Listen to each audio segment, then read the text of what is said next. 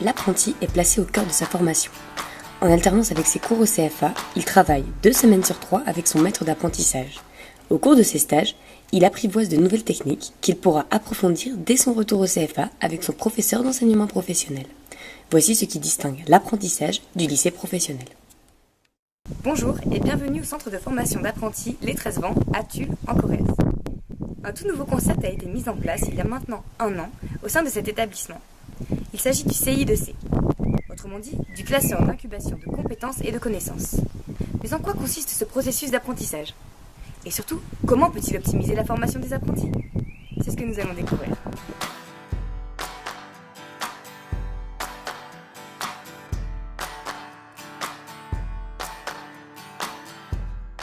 Donc bonjour Monsieur Aubreton, vous êtes à l'origine de ce nouveau processus d'apprentissage qu'est le CI2C.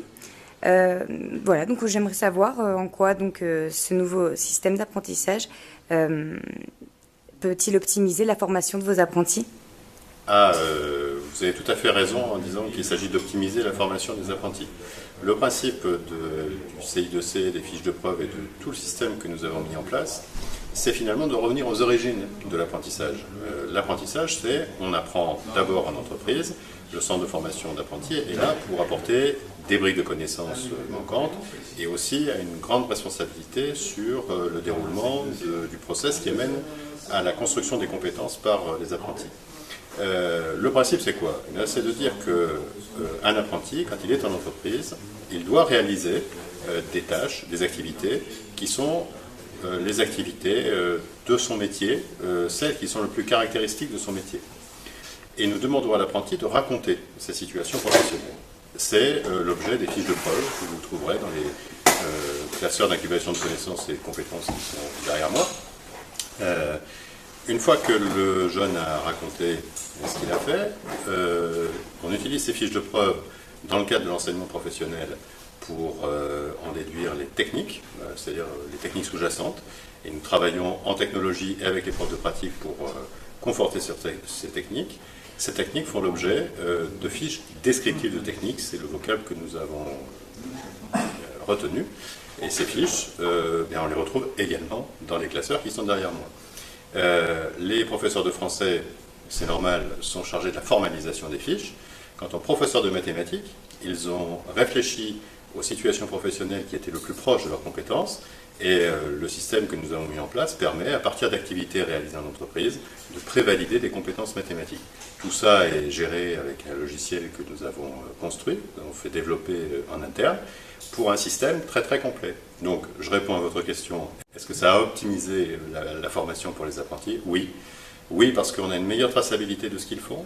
Oui, parce que, bien entendu, le maître d'apprentissage est beaucoup plus finalement concerné parce qu'il a à faire réaliser à son apprenti lorsqu'il est en entreprise, c'est-à-dire qu'on a clarifié peut-être la fonction de tuteur du maître d'apprentissage.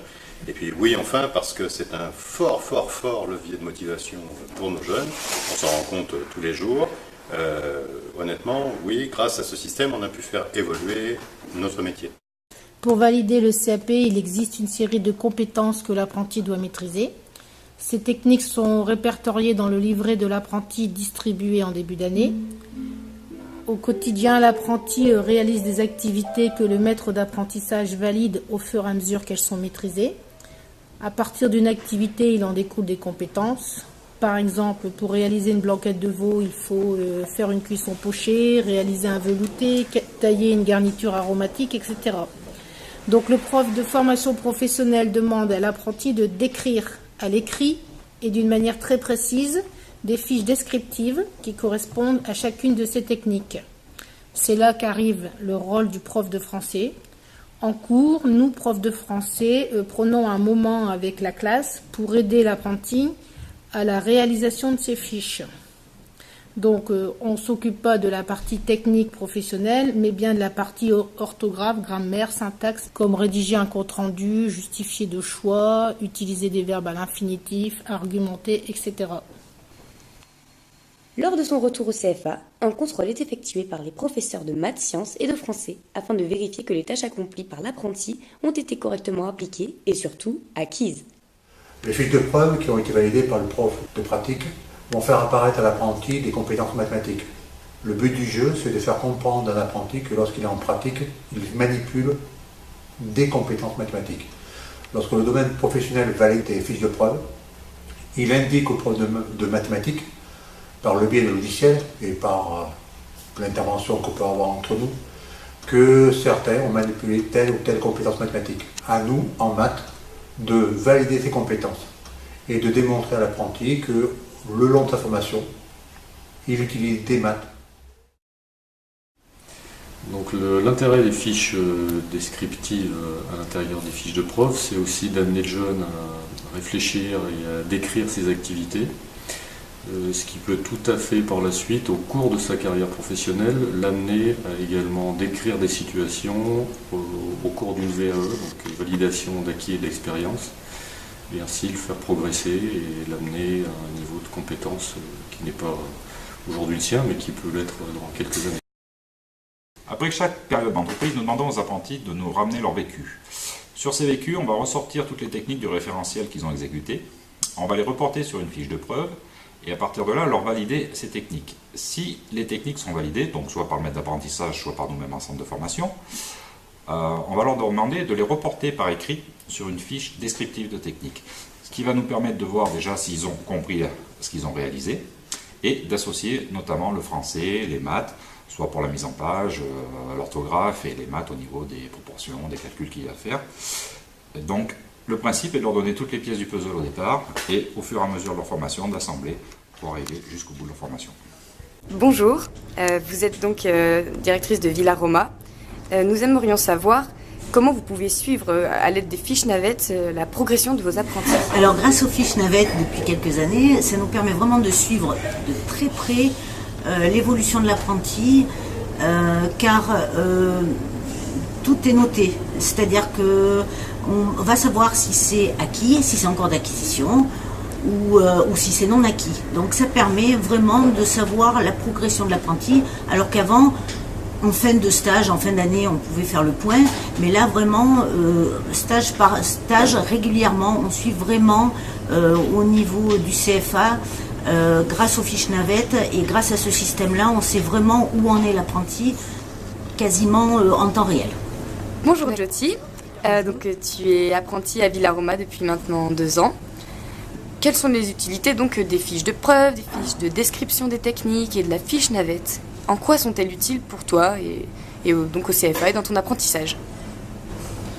Pour moi, ça permet d'évoluer dans toutes les semaines ou tous les mois que je passe en entreprise, voir si j'ai progressé à un niveau de rapidité, porter un plateau, des trucs comme ça, être serviable, la propreté, l'hygiène, tout, être ponctuel aussi. Donc pour moi, je vois l'évolution que j'ai pu faire en 2 ans. Parce que, comme me dit ma patronne, j'ai beaucoup évolué. Les patronnes peuvent être informées de tout, et donc nous aussi en même temps.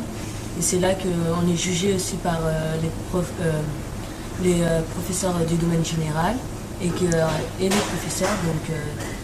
Donc ça c'est bien, ils voient notre capacité, notre savoir-faire en entreprise comme au CFA. L'apprenti dispose donc à la fois de l'expérience de son maître d'apprentissage, mais aussi d'un cadre précis que lui réclament ses professeurs du domaine professionnel. Ces derniers remettant au maître d'apprentissage un référentiel avec des activités prescrites afin de permettre à l'apprenti de mettre en œuvre ses connaissances. Constatez-vous donc de réels progrès avec ce système de fiches de preuve? L'intérêt lors de la mise en place de cet outil était d'améliorer l'implication du jeune dans son parcours de formation. Donc après une période expérimentale, on peut constater que oui, aujourd'hui, c'est un apport, donc quelque chose de très positif pour l'implication du jeune dans sa formation. C'est un témoin donc pour nous qui nous permet donc d'attester de cette implication. Deuxièmement, c'est un outil qui permet de rapprocher le maître d'apprentissage, d'impliquer plus le maître d'apprentissage sur le suivi de la formation en équipe avec le formateur du domaine professionnel. Et on peut dire au final quand même que c'est l'opportunité qui nous est vraiment donnée de pointer ce que sait faire l'apprenti, les compétences qu'il a validées, plutôt que de systématiquement pointer ses lacunes. Voici donc la clé du système CI2C. Les apprentis réalisent des fiches de preuve, au moins 40, puis des fiches de description de toutes les techniques utilisées. Tout au long de l'année, l'apprenti a pour rôle de classer ses fiches dans son livret d'apprentissage pour finalement, après validation, les ranger dans son CI2C. Grâce à ce système d'apprentissage, l'apprenti dispose d'un portfolio complet qui pourra l'aider dans sa future recherche d'emploi. Cela motive le jeune et lui permet d'acquérir une véritable autonomie, d'où la devise du centre de formation. L'école devrait permettre à chacun de devenir autodidacte.